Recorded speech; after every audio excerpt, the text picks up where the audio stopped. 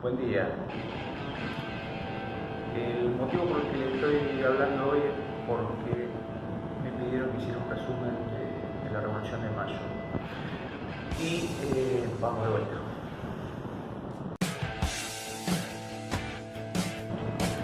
Hoy les voy a hablar de la Revolución de Mayo.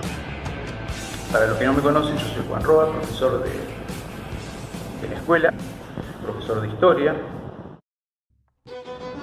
Y para entender la Revolución de Mayo tenemos que pensar en el contexto de la época, en aquellas colonias que estaban en el fin del mundo, porque verdaderamente estos territorios eran el extremo de las colonias españolas, bastante olvidadas de la administración central, donde había una diferencia muy marcada entre los poderosos y los desprotegidos. La historia de la vida, de la humanidad es esa. No vamos a hablar en términos socialistas, porque estamos muy lejos todavía históricamente de ese periodo, pero sí va a haber diferencias en cuanto al acceso al poder. Vamos a tener dos grupos, los dos grupos más altos de las clases sociales de la época, que van a ser los blancos, pero que van a estar divididos en blancos peninsulares y blancos criollos, o blancos americanos, y son los que se van a disputar el poder en América. Pero antes de llegar a eso tenemos que ver qué es lo que estaba pasando en Europa, y en Europa nos vamos a encontrar que el siglo XIX había comenzado con una guerra, podríamos decir una guerra mundial, donde estaban interviniendo todas las potencias de la época, claro, las potencias europeas. Eran las guerras napoleónicas. Francia era prácticamente la dueña del escenario mundial. Se había apoderado de muchos de los países europeos y tenía en vista apoderarse del resto. En oposición vamos a encontrar como su gran enemigo Inglaterra. ¿Y a nosotros qué nos toca acá? Bien, España era aliada de Francia. Por lo tanto, las colonias estaban en guerra con Inglaterra. Eso explica las invasiones inglesas, por ejemplo. Pero bien, las invasiones inglesas ocurrieron en 1806 y 1807. Al año siguiente, en 1808, Napoleón, descontento con el rey de España, decide cambiarlo, someterlo. Y lo que va a hacer es invadir España, encarcelar al rey, encarcelar a su sucesor, Fernando VII, y nombrar como rey de España a su hermano José Bonaparte. El nombramiento del rey francés va a traer como consecuencia el levantamiento de buena parte de los españoles que no van a aceptar un rey extranjero y que además van a organizar un gobierno que ellos van a considerar legítimo y que va a ser formado por juntas regionales, pero que a su vez se va a formar a nivel imperial una junta central que sesionaba en Sevilla. Y ese va a ser el legítimo gobierno que van a aceptar tanto los españoles como las colonias. Hasta ahí no hay problema. Ese gobierno juntista, es el que va a nombrar a los gobernantes de todos los territorios ultramarinos, incluyendo el virreinato del Río de la Plata. Pero acá, y vamos a centrarnos en Buenos Aires ahora, cuando digo acá, digo, bueno, en esa época esto era territorio indígena todavía. Pero en Buenos Aires había un movimiento muy importante de criollos que buscaban, en algunos casos, la independencia, los más radicalizados, y en otros casos la autonomía. ¿Qué pasaba en Buenos Aires? Buenos Aires era uno de los distritos más olvidados de las colonias españolas. Y los criollos querían acceder al gobierno de sus ciudades o directamente del virreinato. puestos que eran relegados, a los que eran relegados por españoles nacidos en la península ibérica. Bien, eso nos va a llevar hasta 1810. Y en 1810 los sucesos europeos van a catapultar la Revolución de Mayo. ¿Y cómo es eso?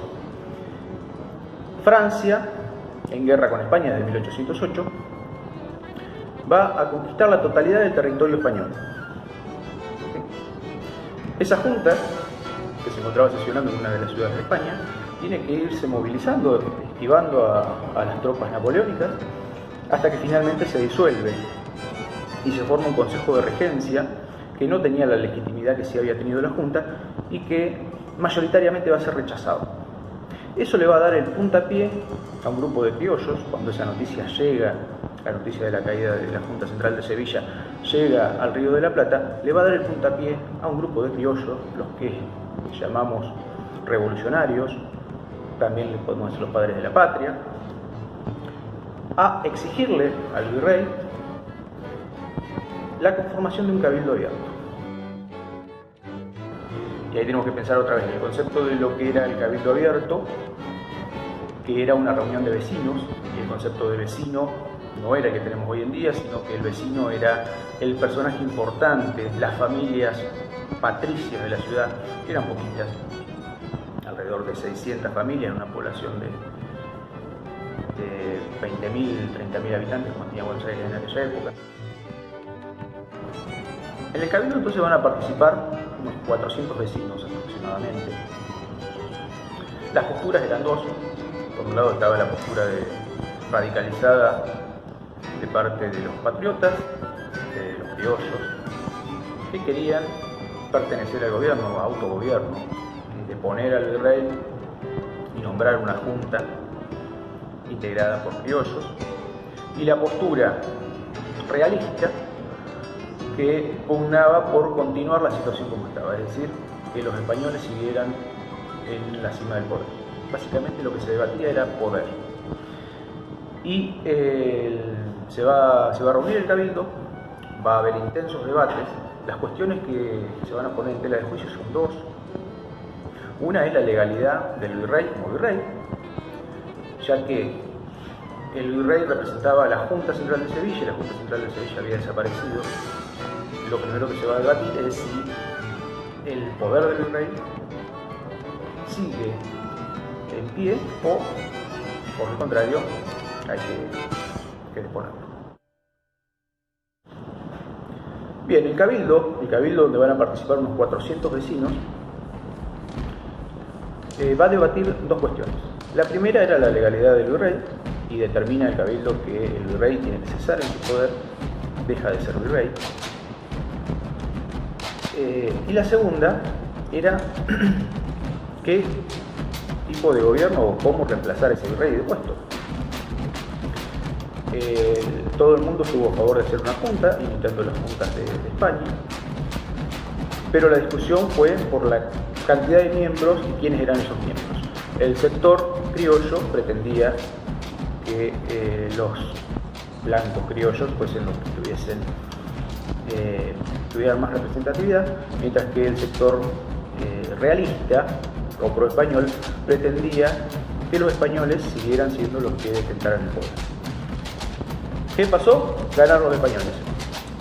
La junta que se crea con el cabildo abierto es una junta pro-española, con una mayoría de miembros españoles y con el virrey, que ya no era virrey, como presidente de la junta. Los criollos tenían un as en la manga y era el poder militar. El único cuerpo de regimiento que había en la ciudad de Buenos Aires era el de los patricios, y los patricios estaban integrados íntegramente por criollos. Su jefe,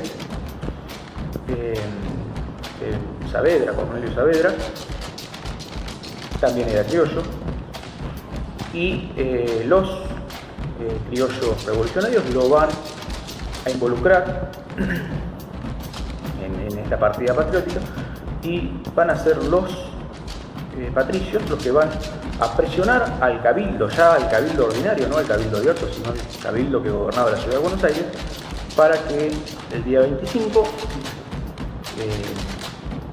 forme una junta nueva, y es la junta que nosotros consideramos la primera junta de gobierno. Ahí comienza la revolución.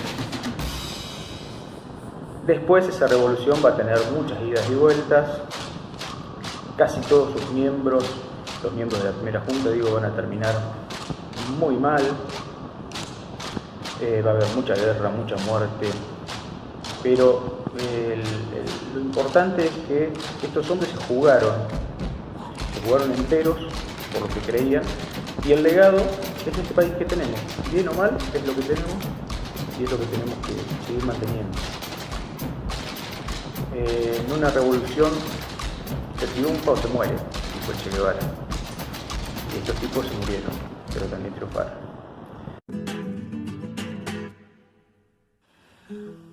Para recuperar el papel de la mujer en la Revolución de Mayo, tenemos que deconstruir esa representación tradicional de los que se hacen en los actos escolares, que pone siempre como de protagonista a los hombres, como los hacedores de la historia, y que invisibiliza el rol de la mujer y el protagonismo que tuvo dentro de estos periodos históricos. Tenemos que pensar a estas mujeres no como una o dos, sino como un colectivo de mujeres que trabajaron desde muchos lugares, desde las clases más altas, como fue en el caso de Mariquita Sánchez de Thompson, desde lugares por ahí más anónimos, como fue en el caso de Martina Céspedes, que en la segunda invasión inglesa se ocupó de darle alcohol a los ingleses que iban a su pulpería y encerrarlos. En el caso de Manuela Pedraza, que peleó al lado de su esposo y que en el momento en el que matan a su esposo, ella le quita su arma y se defiende de un inglés. Muchas mujeres que participaron de las luchas históricas que tuvo nuestro país. Debemos pensar que todo este tiempo la historia muchas veces no las recuperó, pero siempre estuvieron ahí. Espero que este festejo en aislamiento nos permita estar más cerca una vez que volvamos, nos permita también ser un país mejor. Sabemos lo que perdemos al no poder hacer. Entonces tenemos que aprovechar cada uno de los momentos que tenemos para hacer y convertirnos en mejores personas, para tener un mejor país, para tener una mejor escuela, para ser mejores nosotros. Feliz Día de la Patria y gracias.